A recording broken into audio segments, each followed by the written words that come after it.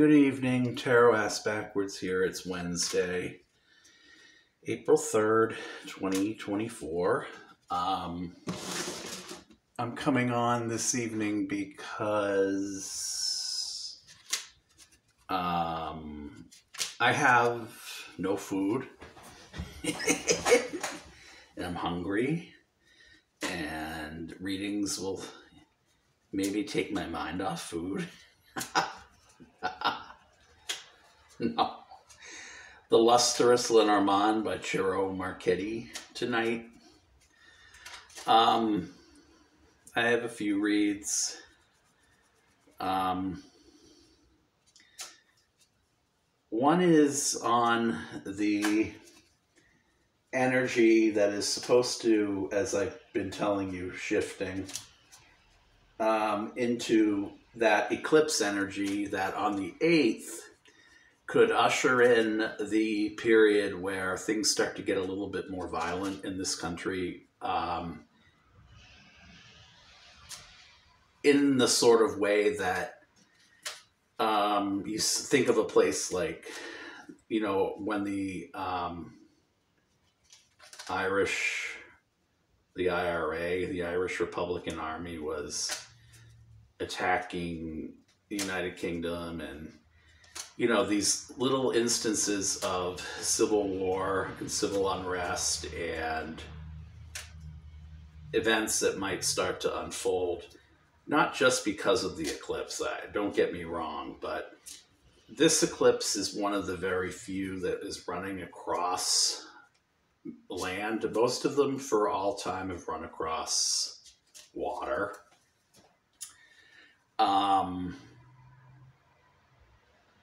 We did have that one in 2018 that marked Leo, or went over Leo.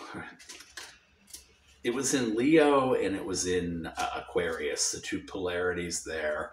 And the two nodal polarities this time are, as you know, Aries and Libra, so war and peace.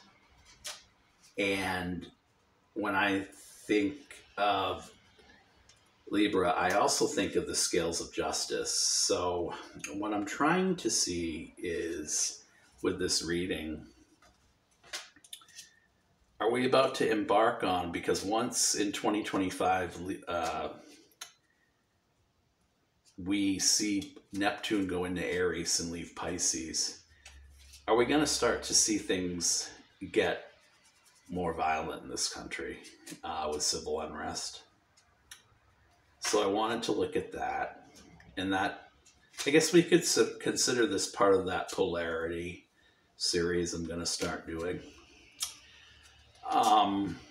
Also, the other thing I wanted to touch on a little bit is I'm not sure how I'm going to approach a lot of the polarity readings going forward, meaning I don't know with what angle in which to look at them.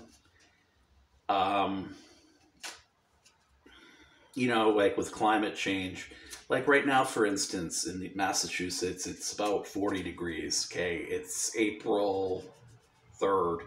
I mean, April can go either way. From when I was a kid, I can remember even as far as like May 30th, it being blustery.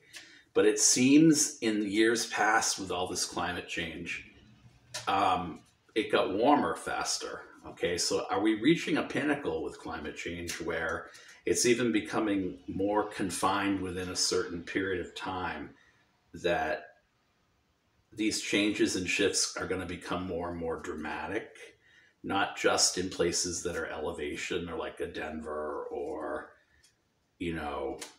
some other parts of the world. Like in Denver, it can be 90 one day and it can be 40 the next, or in an extreme situation, it can be sunny and 80 in Salt Lake City, and then it can be, when I was there, snowing.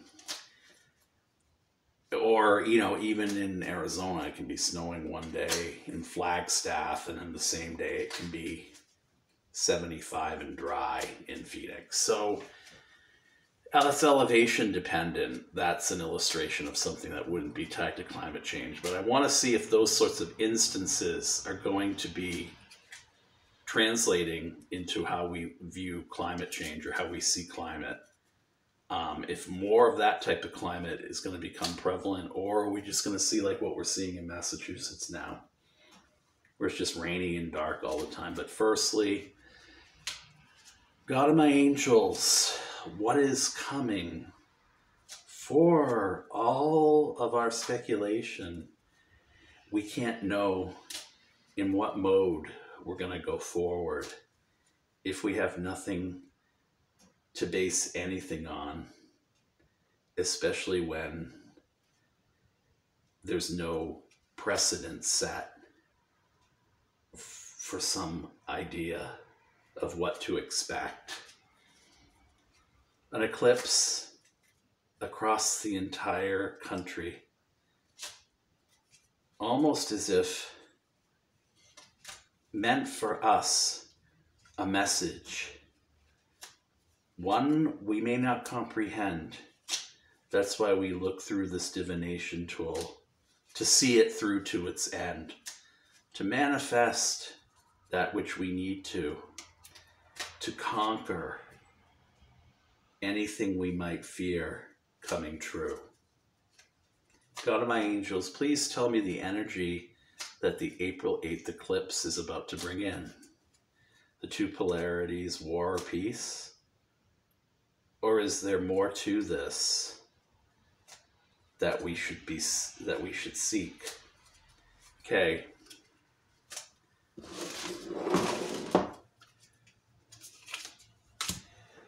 Okay, clouds is the center energy. Okay, so what that tells me is eclipse. I mean, the places that aren't going to see the eclipse, or it's blocked, or not in the path of totality, or this could be the eclipse because this part right here in the middle could be the sun, right? So maybe a little of both. A little bit of light and dark for everybody that day. Something could be going on in this country that signifies maybe a little bit of both polarities, light and dark, good and bad.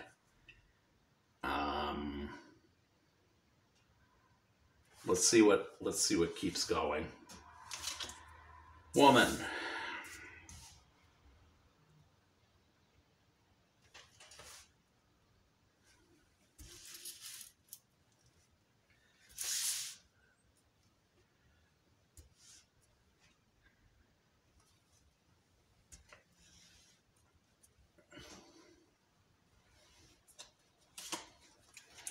Garden, which to me is the public sphere.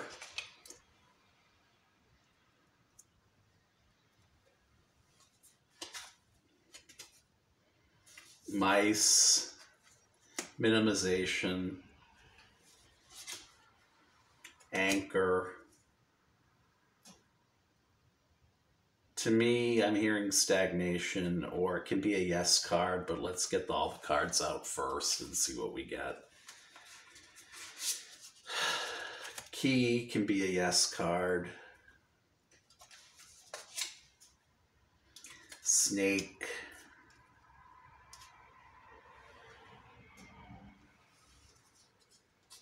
Lady again. 29, 29, 23. Yeah, woman and lady are the same number. And they're knighting.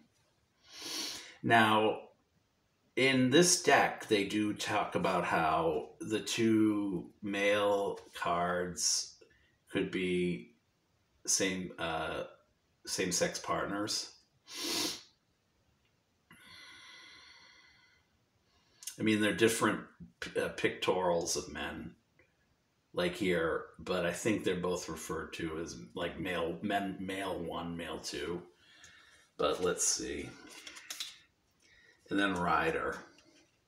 All right, so we asked about the energy of what the of what the eclipse is bringing in, and I think typified most definitely by what the eclipse will look like is something like what card 6 says, where obviously there's an eclipse. It darkens the sky. It obfuscates or the sun.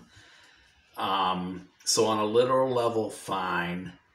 But let's look around and take a poke and see what we can get. From the woman down to the other lady, I think, again, and I've been getting this all year, I don't know why.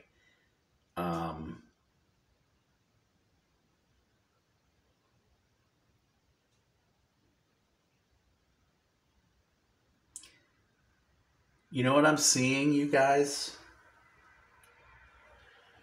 I'm seeing the threat to women's health care and abortion, something being fought then. And I'm going to say this, and I'm going to base it off of what I'm about to tell you.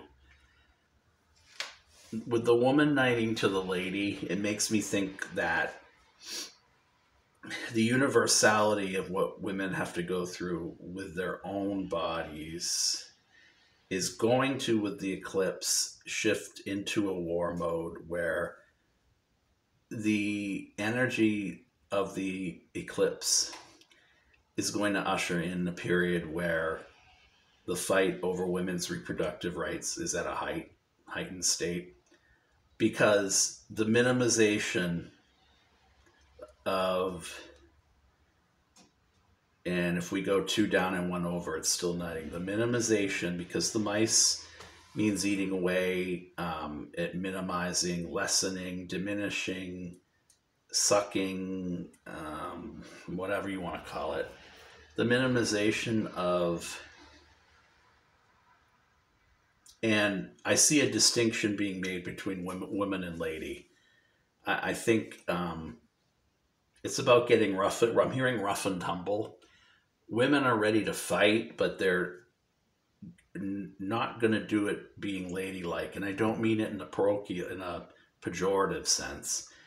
I mean it as the way, say, in Victorian times and up till now, a certain party might have vilified them as not being ladylike for being too promiscuous or having an abortion or all these other things that kind of are I won't say the stain, but the mark of disdain that they can use against them to justify being so sanctimonious and so holy, is going to become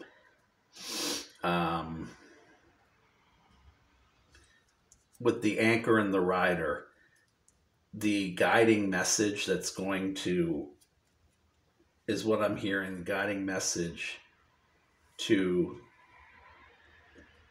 sink or destroy their own messaging. So on 2 levels, I see the mice card as representing what it's going to do to the GOP, what it's going to do to people that are for diminishing women's rights. And I also see it as a message card, with the message card coming in at rider. That means that the message is going to be, I hear a stalwart or inveterately consistent among most women in this country, that women will not be, in their values of their body will not be diminished. Okay.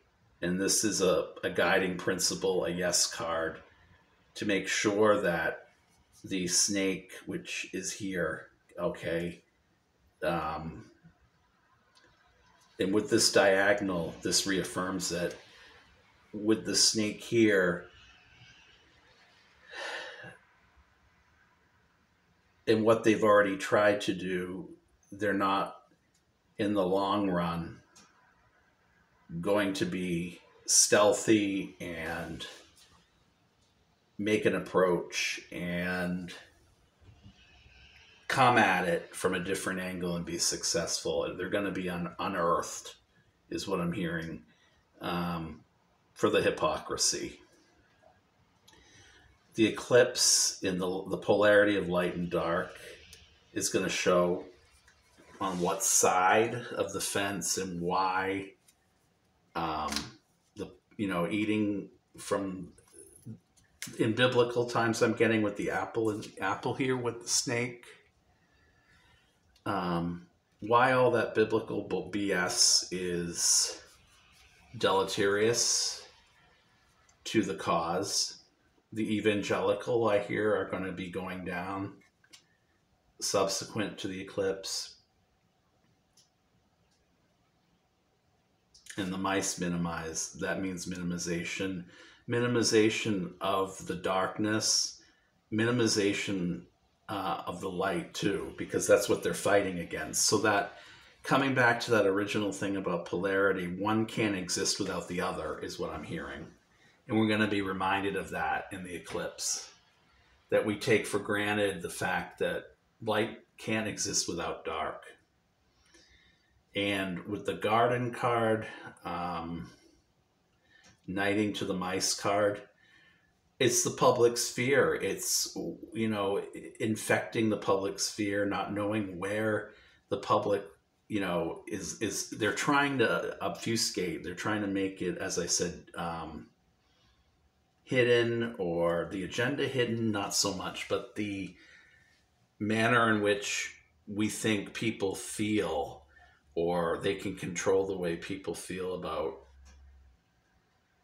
women's bodily autonomy, not making them ladylike, is going to be a hot button issue, but it's going to sting. It's going to sting. It's going to be poison to their campaigns, is what I'm hearing. The other thing I'm getting from this is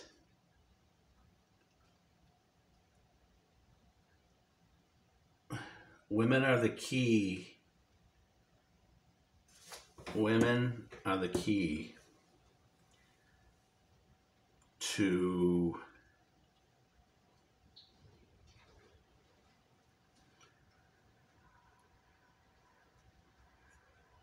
using that poison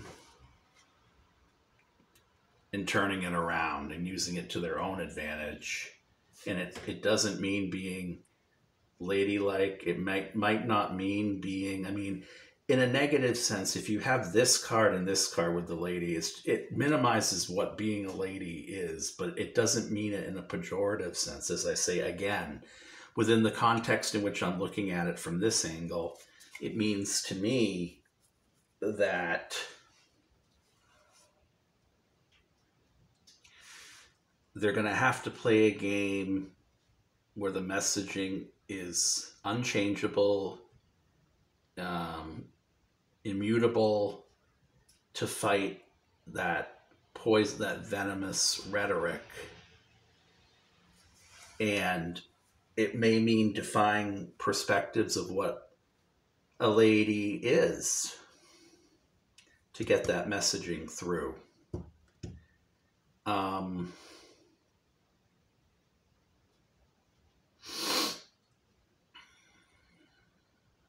Also, what else am I seeing?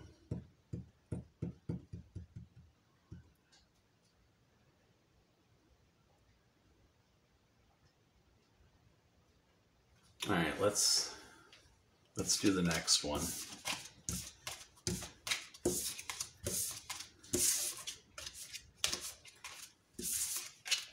Be back in a minute, you guys.